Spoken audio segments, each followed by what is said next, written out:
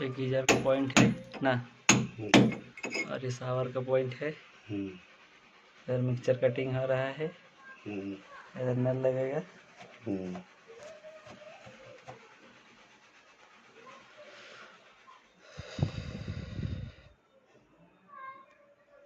ये कटेगा ना? नहीं इधर से कटेगा। ठंडा लाइन कटेगा। हाँ।